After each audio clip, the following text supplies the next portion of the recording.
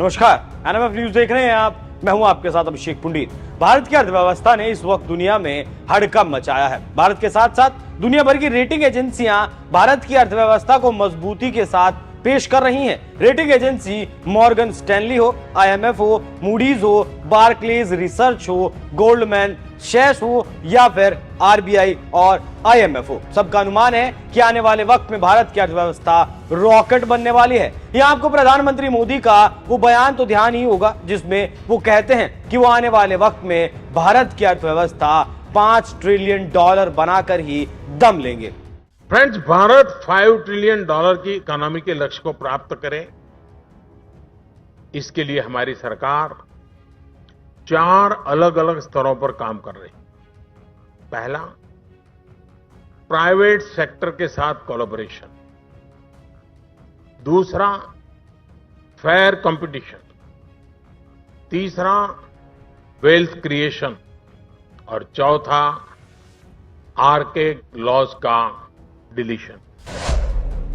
लेकिन भारतीय rating agency CRISIL ने 5 ट्रिलियन से भी आगे बढ़ते हुए जो दावा किया है वो मोदी के आत्मविश्वास को और ऊंचा कर देगा, लेकिन विपक्ष के तोते भी उड़ा देगा। क्योंकि क्रिसिल ने जो दावा किया है उसने वो कहा है कि 2025 तक भारत की आर्थिक वृद्धि के अनुमान को उसने 6.4% से बढ़ाकर 6.8% कर दिया है। एजेंसी ने कहा कि महंगाई में कमी आ रही है, बेहतर कृषि उत्पादन, खाद्य महंगाई पर नियंत्रण के साथ तेल और कमोडिटी की कीमतों में नरमी से वित्त वर्ष 2025 में भी ये गिरावट जारी रहेगी। क्रिसिल ने भारत आउटलुक रिपोर्ट में कहा कि 2031 तक भारत उच्च मध्यम आय वाला देश बन जाएगा और अर्थव्यवस्था $5 ट्रिलियन से बढ़कर $7 ट्रिलियन अमेरिकी डॉलर के करीब पहुंच जाएगी।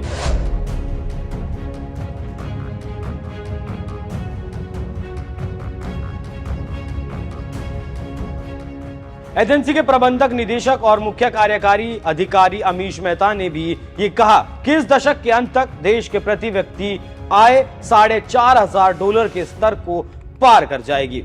ये तो है भारतीय रेटिंग एजेंसी का दावा और शायद देश में बैठा विपक्ष इस पर यकीन ना करे, लेकिन दुनिया की बड़ी रेटिंग एजेंसी मूडीज ने भी भारत की जीडीपी ग्रोथ के अनुमान को 6.1% से बढ़ाकर 6.8% कर दिया है। बार्कलेज रिसर्च ने तो मूडीज से भी आगे जाकर कहा है कि भारत की जीडीपी ग्रोथ 8% तक पहुंचने की तरफ बढ़ रही है। गोल्डमैन सैक्स का भी ऐसा ही दावा है कि भारत की अर्थव्यवस्था रॉकेट की रफ्तार से भागने वाली है। गोल्डमैन सैक्स का तो यहां तक कहना है कि 2075 तक दुनिया की सबसे बड़ी अर्थव्यवस्था भारत बन जाएगा, दूसरी सबसे बड़ी अर्थव्यवस्था भारत बन जाएगा। वही बात अगर आरबीआई की करें तो आरबीआई भी कह चुका है कि देश की अर्थव्यवस्था लगातार मजबूत हो रही है। आईएमएफ भी इसी दिशा में दौड़ लगा रहा है। उसका भी कहना है कि 2028 तक भारत की अर्थव्यवस्था 5 ट्रिलियन को पार कर जाएगी और वो 5.2 ट्रिलियन हो सकती है। आईएमएफ का मानना है कि भारत विकास के पथ पर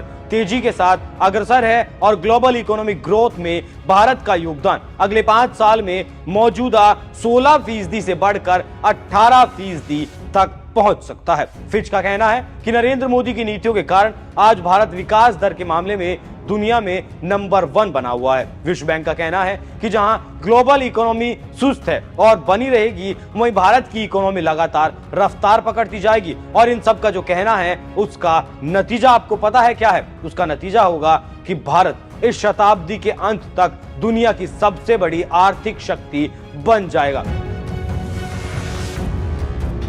centre for economic and business research CEBR की जो ताजा वर्ल्ड इकोनॉमिक लीग की टेबल है उसकी रिपोर्ट में कहा गया है कि सदी के अंत तक भारत की अर्थव्यवस्था का आकार चीन से 90% बड़ा और अमेरिका की जीडीपी से 30% तक बड़ा हो जाएगा। आने वाले 5-7 साल में भारत एशिया का प्रतिनिधित्व करने वाला देश बन जाएगा, वो चीन को पीछे छोड़ देगा। और ये सब हो सका है प्रधानमंत्री नरेंद्र मोदी की आर्थिक नीतियों के कारण। प्रधानमंत्री नरेंद्र मोदी जिस तरीके से देश को आगे लेकर जा रहे हैं उससे परिणाम आने वाले वक्त में भारत को महाशक्ति बनाने वाले हैं।